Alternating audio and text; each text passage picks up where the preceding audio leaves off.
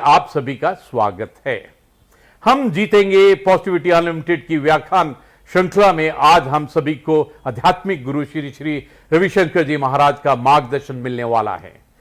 Gurudev Shri Shri Ravishankar ji Maharaj art of living के संस्थापक, मानवतावादी और आध्यात्मिक गुरु हैं। गुरुदेव ने अनेक देशों की यात्रा करते हुए नैतिक लीडरशिप, भ्रष्टाचार का विरोध, विवाद समाधान, पर्यावरण और प्रकृति की देखभाल करते हुए शांति और वैश्विक रूपांतरण की प्रेरणा देते हैं। हम जीतेंगे पॉजिटिविटी अनलिमिटेड की व्याख्यान श्रृंखला में हम श्री श्री रविशंकर जी से अनुरोध करेंगे कि वह हम सभी का मार्गदर्शन करने की कृपा करें। आज हमारा देश इस सदी का सबसे बड़ा संकट से गुजर रही है। ये सहज ही है, इस वक्त हमारा मनोबल में कुछ कमी आ जाए, उदास हो जाए, आजू बाजू देखते हैं अपने मित्रों का और रिश्तेदारों की जो कष्ट है, तकलीफ है, कई लोग अपने रिश्तेदारों को खो बैठे हैं। इस परिस्थिति में ये साधारण बात है कि व्यक्ति टूट जाता है। अब हमको क्या करना चाहिए? ऐसी परिस्थिति है जहां मृत्यु का तांडव देख रहे हैं, जहां बीमारी बढ़ रही है, दुख और दर्द भरा हुआ आवाज चारों ओर से हमको सुनाई दे रही, तो हम क्या करें? इस वक्त हमको 4 चीजों पर ध्यान देना चाहिए। सबसे पहली बात यह है, हर व्यक्ति के भीतर हिम्मत नाम की चीज, धैर्य नाम की चीज कुदरत ने भरा हुआ है, ईश्वर ने हमको दिया है। यही समय है उस धैर्य को जगाना।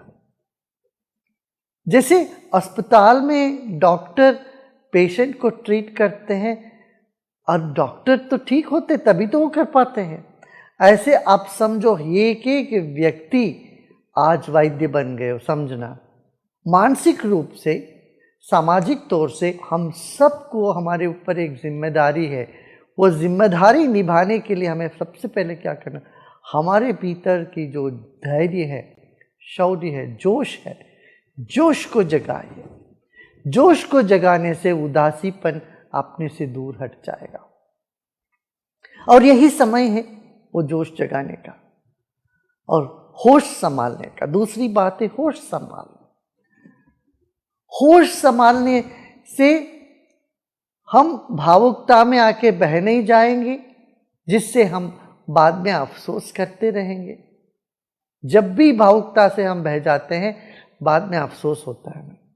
इसलिए दूसरी बात यह है कि हम अपना होश संभालें। अपना दुख तो बड़ा है ही, मगर जब हम दूसरों के साथ देखते हैं उनका दुख हमसे भी बड़ा है, तो इससे भी हम सेवा प्रवृत्ति में लगने का सहज ही प्रेरित हो जाएंगे। तो सबसे पहली बात क्या है, अपने भीतर का जोश जगाएं, धैर्य को बनाए रखें। जब हम धीरज रखते हैं, धैर्य रखते हैं, हम हिम्मत और लोगों में भरने के लिए काबिल होते हैं। जब हम खुद ही टूट जाते हैं, हम किसी के काम में नहीं आएंगे। ईश्वर ने दिया है धैर्य, यह समय है हम अपने भीतर का जोश को, धैर्य को जगाएं। ये सबसे पहली बात है। दूसरी बात क्या है, हम सबके भीतर करुणा है। जब सब पार्टियां हो रही है, जब सब बढ़िया है, मौज कर रहे हैं, उस वक्त करुणा की क्या आवश्यकता है? करुणा का कब आवश्यकता है? जब व्यक्ति उदास है, दुखी है, दर्द से पीड़ित है, यहां करुणा अपने भीतर जगाएं। करुणा जगाने का मतलब यह है कि हम सेवा कार्य में लग जाएं। अपने से जो हो सकता है वो सेवा हम दूसरों को करें। आपने सुना होगा, एक नर्स, उसकी खुद के परिवार में किसी की मृत्यु हो गई, मगर वो अस्पताल में डटी रही, सेवा करती रही, ताकि उनको पता था कि और यहाँ जो मरीज है उनका देखभाल करने का जिम्मेदारी है मेरे ऊपर है। ये इस भाव से वो सेवा में डटी रही। तो करुणा और सेवा का मनोभाव हम अपने भीतर जगाएं। सबके भीतर है ये, ऐसा नहीं है कि नहीं है, कहीं से हमें लाना है। हर एक व्यक्ति के भीतर छिपी हुई है सेवा भाव। तो यह समय है उस भाव को प्रकट करने का। सेवा में लग जाएं तब भी हमारा मनोबल बढ़ जाता है। ये दूसरी बात। तीसरी बात यह है, जैसे हमने कहा, जोश को तो जगाया मगर होश संभालना है। जो नियम है, कानून है, उसका पालन करते रहना है, औरों को भी उसे प्रेरित करते रहना है, होश संभालना है। ये भी बड़ा आवश्यक कदम है हम सबको उठाने के लिए। क्यों? जब हम दुखी होते हैं, हमारा मन में अस्थिरता आती है, हम अस्वस्थ लगते हैं मानसिक तौर पर, तब होश को बैठते हैं। उस वक्त हम जो भी करते हैं उस पर हमें अफसोस होने लगता है। तो होश संभाला, ये कैसे संभाल? कुछ प्राणायाम किया करें, ध्यान किया करें, मंत्रों का उच्चारण किया करें। इससे क्या है, एक अनूठी अद्भुत आत्मबल हमको प्राप्त होता है। इस सदियों से हमारे पूर्वज करते आए हैं। जब बच्चे परीक्षा देने जाते हैं तब वो भगवान को याद करते हैं। देखिए, साल भर जैसे बीता भी हो, भगवान को याद भी नहीं किया हो, मगर जब परीक्षा नजदीक आ जाता है बच्चे भगवान को याद करते हैं। तो ऐसे ही ये मनुष्य जीवन का सबसे बड़ा परीक्षा है। कम से कम इस वक्त हम सबको ईश्वर भक्ति को हमारे भीतर जगाना है। ये जान के हमको आगे बढ़ना है कि ईश्वर है और वो हमको बल देंगे और दे रहे हैं। निर्बल के बलराम, हम ये बार बार कहते हैं। इस धारणा की परीक्षा है अभी। हम निर्बल है। ये वायरस जिसको हमने देखा भी नहीं, देख भी नहीं सकते हैं, उसके साथ लड़ना पड़ रहा है। हम अपना कमजोरी को, अपनी अशक्तता को इस वक्त इतना साफ साफ महसूस कर रहे हैं। कम से कम इस वक्त हमें ये भूलना नहीं चाहिए, निर्बल के बलराम। ये बात हम सब अनुभव कर रहे हैं, असहायता अनुभव कर रहे हैं। इस वक्त हमको याद करना पड़ेगा वही बात, निर्बल के बलराम। ईश्वर विश्वास हमको मानसिक तनाव से दूर रखता है। ठीक है ना? इन बातों पर यदि हम ध्यान देते हैं, दुख से हम बाहर आ सकते हैं। योग का उद्देश्य यही है, हेयम दुक्खम अनागतम। जो दुख अभी आ रही है, आया नहीं, उसको रोकना है, ये योग का है। और जो दुख आ गया उससे बाहर निकलने के लिए भी योग है। योग, प्राणायाम, ध्यान, इसको तो हमें जीवन में अपनाना चाहिए। और साथ ही साथ अपना भोजन पर ध्यान दें, सही सही भोजन करें, आयुर्वेदिक चीज़ों को अपना जीवन में उपयोग करें। हल्दी लीजिए, अमृत लीजिए, गुडोची अमृत, यष्टि मधु। कोविड के बाद भी बहुत कमजोरियां होती है शरीर में। इस कमजोरी से बाहर आने के लिए भी हमें योग और आयुर्वेद का शरण में जाना पड़ेगा। जीवन में जितने भी कष्ट आए, उन सब कष्ट से बाहर निकालने के लिए ईश्वर विश्वास हमको बल देगा, आत्मबल को बढ़ाएगा। अंत में एक बात, दिन भर नकारात्मक बातें सुनो मत, देखो मत। आप टेलीविजन के जरिए, माध्यम के जरिए, लोगों के जरिए बात क्या होती है, एक ही बात होती है, क्या बीमारी बीमारी बीमारी। नहीं, इससे हट के कुछ सकारात्मक बात करें, पॉजिटिव बातें करें। बातों से बढ़ जाती है समस्या, जो भी है, और बातें करते रहने से उसी के बारे में बढ़ता ही, बट वो कम नहीं होने वाला है।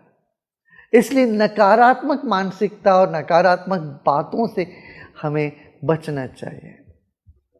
जितना कम हो सके उतना कम करना चाहिए इन बातों। और जो वातावरण जो बोझिल लगता है उसको हल्का करने की हर व्यक्ति कोशिश करे। ये निश्चित है हम अवश्य इस संकट से बाहर आएंगे और विजेता बन के आएंगे। जब भी कोई ताकत हमको दबाने की चेष्टा करी, हम और बलवान होके उसे निखरते आए हैं। इस बात को हम याद रखें। हाँ, याद है ना? अभी जोश जगाइए, अपने भीतर का हिम्मत जुटाइए। करुणा का अभिव्यक्ति का यही समय है। अपने भीतर की करुणा को अभिव्यक्त करें, ईश्वर विश्वास को जगाए, योग साधना और आयुर्वेद पर ध्यान दें, अपने स्वास्थ्य का ध्यान दें, औरों का भी भला के लिए आप जो भी कर सकते वो करने में तत्पर हो जाएं। इतना करने से हमारी जो ये मानसिक नकारात्मक स्थिति बढ़ती जा रही है, इससे हम बच सकते हैं। ओम शांति। जय हिंद।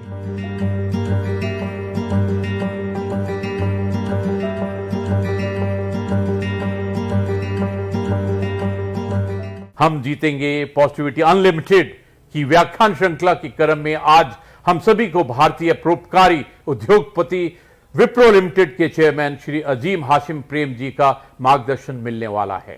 भारतीय आईटी उद्योग जगत के प्रसिद्ध व्यक्तित्व अजीम हाशिम प्रेम जी के विप्रो लिमिटेड के अध्यक्ष हैं। आपकी छवि एक परोपकारी भारतीय उद्योगपति की है। 2001 में प्रेम जी द्वारा स्थापित गैर लाभकारी संगठन वर्तमान में कर्नाटक, राजस्थान, छत्तीसगढ़, पुडुचेरी, आंध्र प्रदेश, बिहार और मध्य प्रदेश में विभिन्न राज्य सरकारों के साथ साझेदारी में काम कर रहा है। स्कूल शिक्षा की गुणवत्ता और इक्विटी के सुधार करने के योगदान देने के लिए उनके संगठन ने बड़े पैमाने पर ग्रामीण इलाकों में अद्भुत कार्य किया है। अजीम प्रेम जी वित्तीय वर्ष 2020 में सबसे दानवीर भारतीय बने। दिग्गज सूचना तकनीक कंपनी विप्रो के संस्थापक प्रेम जी ने पिछले वर्ष परोपकारियों की सूची में पहला स्थान हासिल किया था। 2010 में उन्हें एशिया वीक द्वारा भारत के 20 सबसे शक्तिशाली पुरुषों में एक चुना गया था।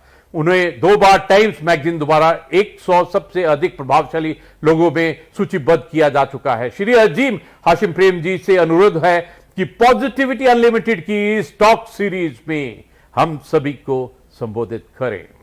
Let me start not with a good morning or good evening, but by sharing the grief of too many of our people who have lost their friends and family in this unprecedented crisis. I wish that all of us have the courage and strength to deal with this tragedy that is still unfolding. In this hour of crisis, I just want to say 3 things. First, we must act with the greatest of speed on all fronts, and these actions must be based on good science. Actions that are not based on science in reality have a detrimental effect on the cause. At the core of the idea of good science is a matter of being willing to accept and confront the truth. So we must confront this crisis, its scale, its spread, and its depth truthfully. Science and truth are the foundation on which we can tackle this crisis and ensure that it is not repeated. Second, in this situation, the country must come together as one. We must drop all our differences, understanding that this situation requires unity of action. Together we are stronger, divided we continue to struggle. Third, we have to be absolutely focused on the plight of the most vulnerable. As it is, the overall situation is heartbreaking, but if we were to look at the villages and those in poverty, it is not only the pandemic, but also the economic effects that are devastating people's lives. All our actions must give vulnerable the priority as they deserve. And also we come out of this crisis, we need to restructure our society and economy such that our country does not have this kind of inequity and injustice. In the end, I can only urge every one of us to come together and do everything we can and more, because the hour demands it. I wish all of you safety and strength.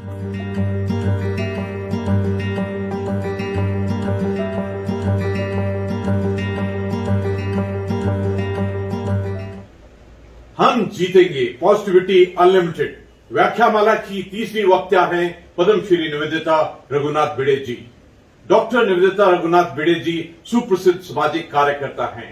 आप विवेकानंद केंद्र कन्याकुमारी की उपाध्यक्ष हैं।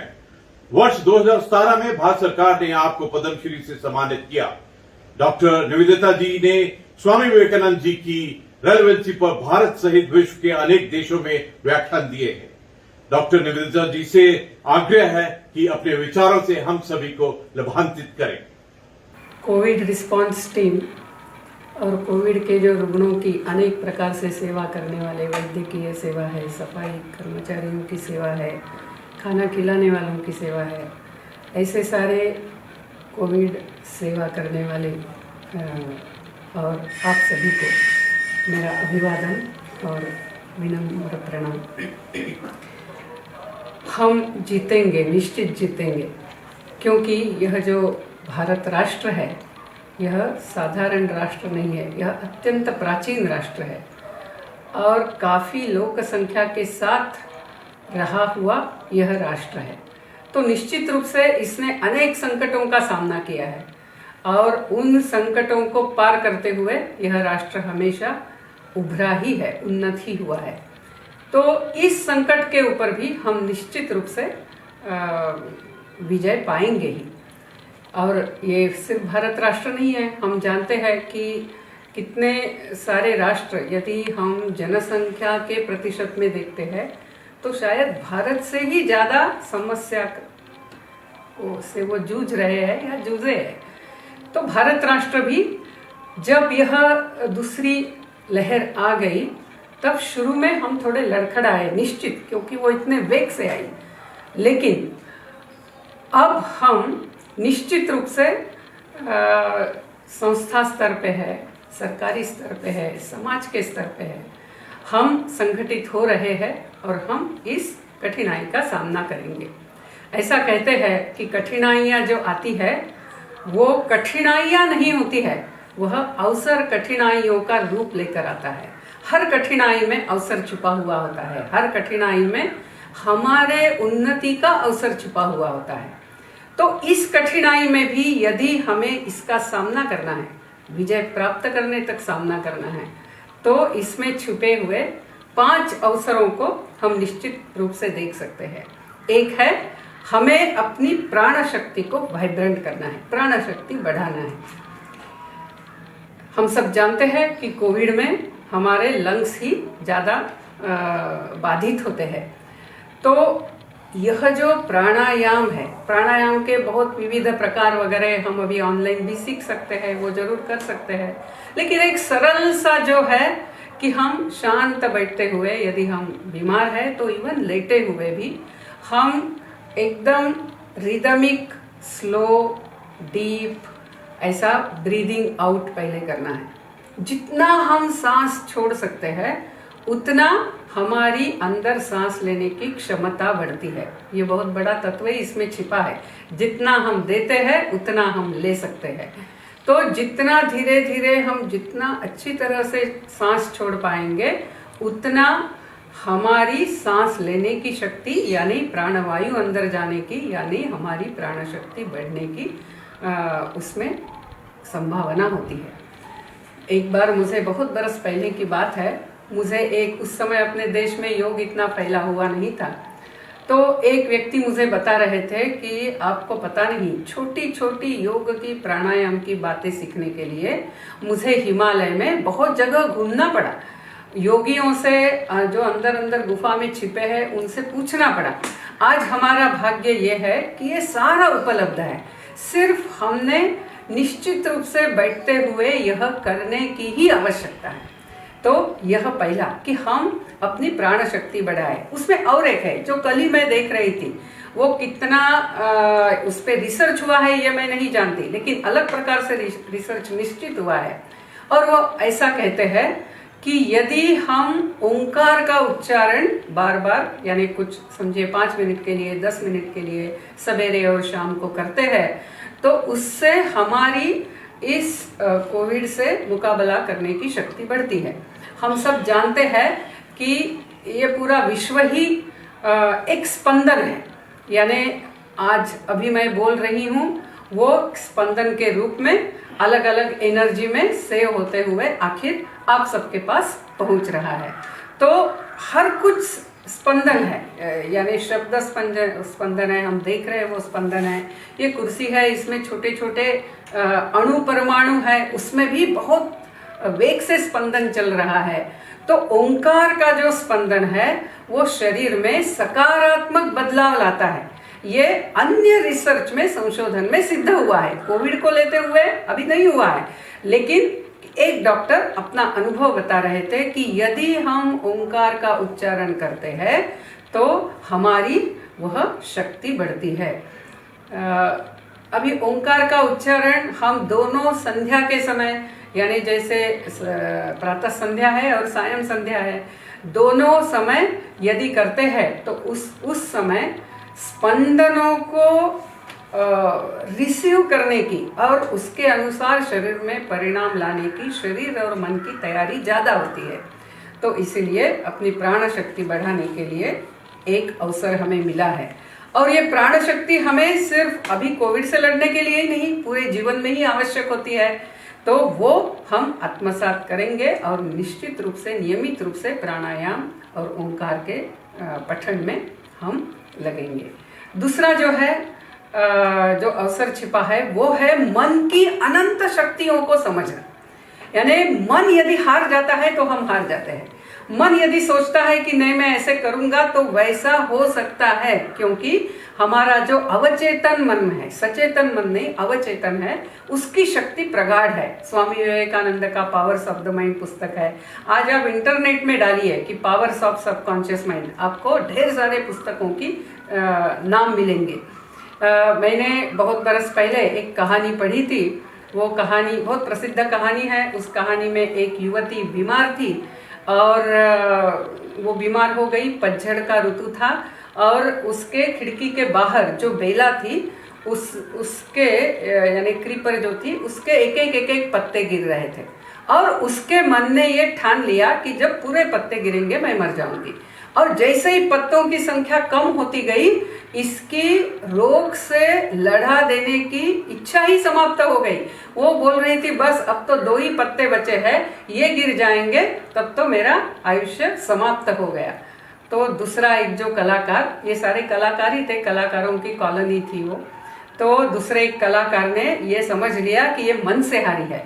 तो उन्होंने क्या किया, उन्होंने रात में बैठते हुए बाहर उस खिड़की के कांच पर ही उस बेल के 2 पत्तों का उन्होंने चित्र निकाला। बाद में वो बेल के तो 2 पत्ते गिर गए, लेकिन ये बीमार थी और दूर से ऐसे खिड़की से देखती थी तो उसको लगा ये बेल के 2 पत्ते ऐसे ही है। अभी पत्ते गिरने का समय हो गया फिर भी पत्ते गिरे नहीं हैं, और फिर उसको उत्साह आ गया कि नहीं, इसका मतलब मैं मरने वाली नहीं हूँ। यानी ये मन की शक्ति है। हम यदि डर गए कोरोना होगा क्या तो वो हो जाएगा, मुझे बहुत सीरियस होगा क्या तो सीरियस हो जाएगा। और यानी हम जैसा सोचते हैं वैसा हम होते हैं। तो इसीलिए ये मन की शक्ति बढ़ाना है। तो रोज मैं क्या चाहती हूँ, मैं स्वास्थ्य चाहती हूँ, मैं सबके साथ योग्य व्यवहार करना चाहती हूँ। तो जब ये अवचेतन मन, वो तो हमेशा जागरूक रहता है, सचेतन मन जब शांत होने का समय होता है, यानी निद्रा के पहले, और जब हम सवेरे उठते हैं, हम थोड़ी देर के लिए यदि स्वास्थ्य का सकारात्मक विचार करें, अपने पूरे परिवार का, समाज का, राष्ट्र का, इस पूरे मानव समाज के सामने जो समस्या है उसका सकारात्मक विचार करेंगे तो मन की जो सकारात्मक शक्ति है वो निश्चित रूप से जागृत होगी। तो दूसरा ये हमें अवसर मिला है अपनी मन की शक्ति सकारात्मक कार्यों में लगाने का तरीका प्राप्त करने का। तो ये दूसरा अवसर मिला है। फिर तीसरा जो है कि आज कभी होता नहीं था, हमेशा हर कोई अपने इसमें है, बच्चे अपने पढ़ाई में है, स्कूल में जाते हैं, माँ पिताजी अपने काम में हैं, लेकिन आज हम एक जगह बैठना पड़ रहा है, परिवार एक साथ है। तो रोज टीवी पे क्या चल रहा है और डर के मारे शायद अपने परिवार में भी किसी को कोरोना हो रहा है, ये सारा लेते हुए सतत नकारात्मक भय के वातावरण में रहने के बजाय आज हमें जो एक साथ रहना है, हम कैसे रहेंगे? तो यह जो कालखंड है जब हमें एक साथ अंदर ही रहना पड़ा है, वो हमारे बच्चों के, हमारे परिवार के स्मृति में एक अविस्मरणीय ऐसा काल हो, ऐसा प्रयास हम करेंगे। और बहुत ज़्यादा ये टीवी वगैरह कितना कोरोना हो रहा है, कितनी संख्या बढ़ रही है, ठीक है, एक बार देख लिया हो गया। बाकी हमारा समय ऐसे सकारात्मक इसमें लगाना चाहिए। और हम कितने प्रकार से लगा सकते हैं, यानी हम ही जानते हैं कि यदि परिवार तय करता है तो बहुत सारा कुछ हो सकता है। आप ऐसा भी कर सकते हैं कि आप एक नई भाषा सीखने का तय कर सकते हैं, तो सब लोग सीखेंगे। आजकल मोबाइल पे तो सारे ऐप उपलब्ध है। हम भाषा सीखेंगे, फिर हम एक दूसरों के साथ एक दिन उसी भाषा में बोलेंगे। ये शुरू कीजिए, हमारा सारा दिमाग अच्छे इसमें लगेगा। हम नई भाषा सीखेंगे।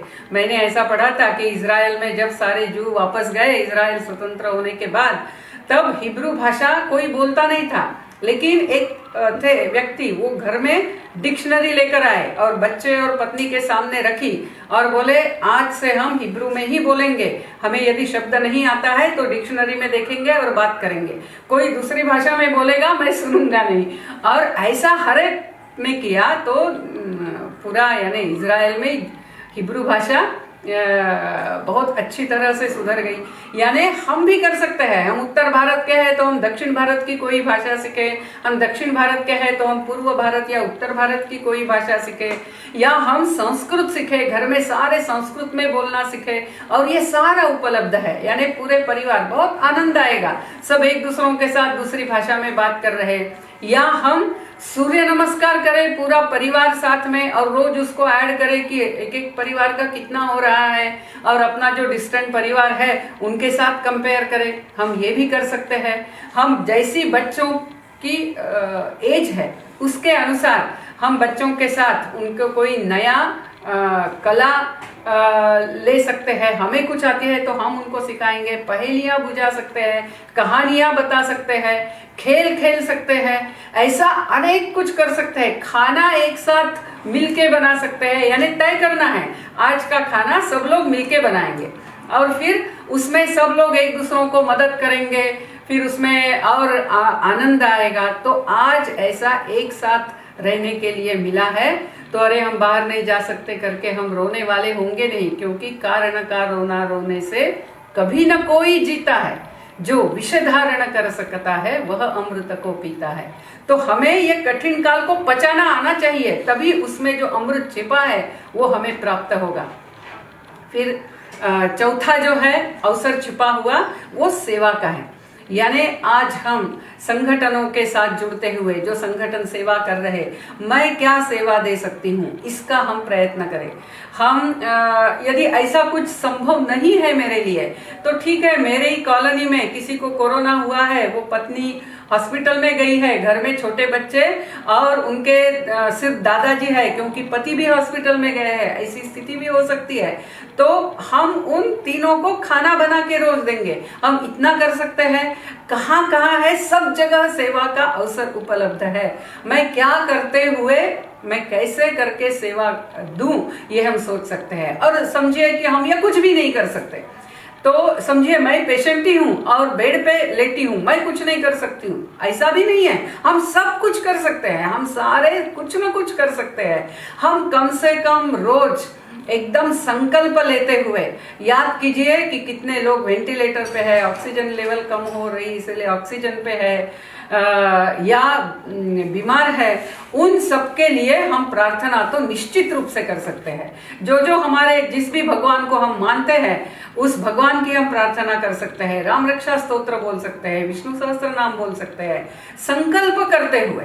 यानी सब अच्छे हो, और प्रार्थना में भी शक्ति है, क्योंकि सब कुछ स्पंदन है, वाइब्रेशन है, तो उसकी जो वाइब्रेशंस होगी और हमें भी एक आनंद मिलेगा कि हाँ, ये सकारात्मक शक्ति के स्पंदन बढ़ने में मेरा योगदान भी था। तो सेवा, यानी सेवा, जैसे स्वामी विवेकानंद कहते हैं कि एक भी छोटा निस्वार्थी कार्य आप करते हैं तो आपका उन्नति का मार्ग ही प्रशस्त होता जाता है। तो आज वो भी अवसर इसमें है।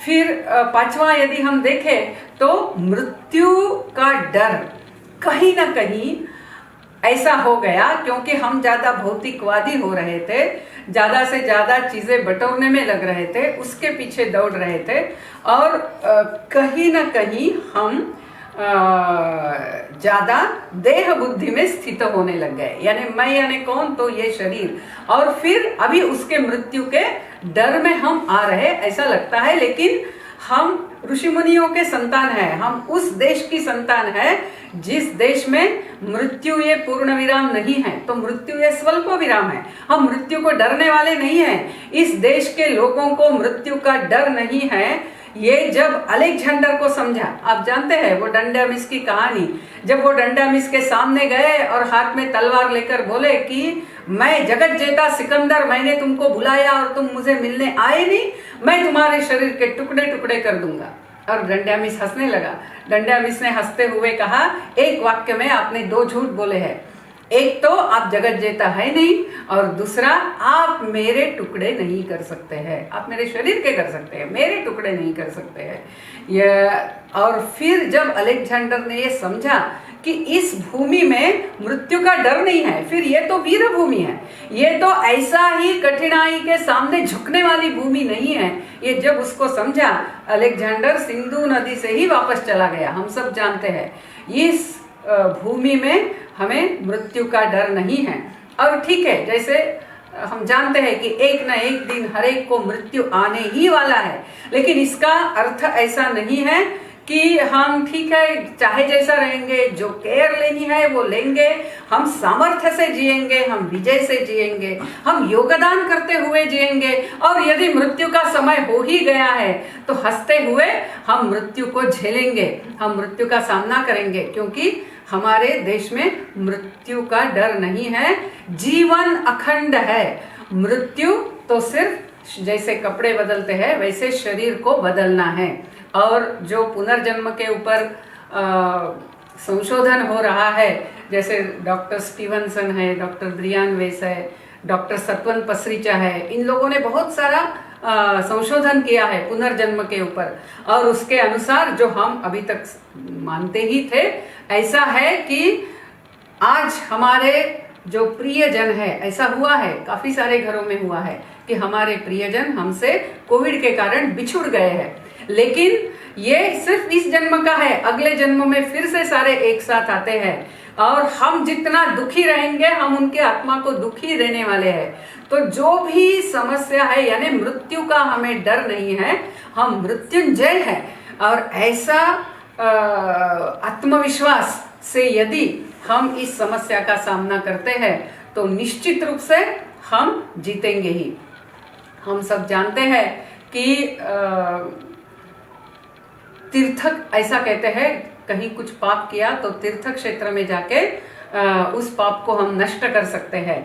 उसी प्रकार ऐसा जब मनुष्य के कष्ट का काल होता है उस समय सेवा करते हैं तो पुण्य प्राप्त करते हैं, लेकिन यदि किसी की असहायता का हम फायदा उठाते हैं तो निश्चित रूप से हमें उन कर्मों का सामना करना पड़ेगा। यह जो कर्म का सिद्धांत है वो भी आज हमने अच्छी तरह से हम समझेंगे तो निश्चित रूप से हमारा जीवन जो होगा वो योगदान करने वाला होगा, मदद करने वाला होगा, और ऐसा जीवन हम जिएंगे।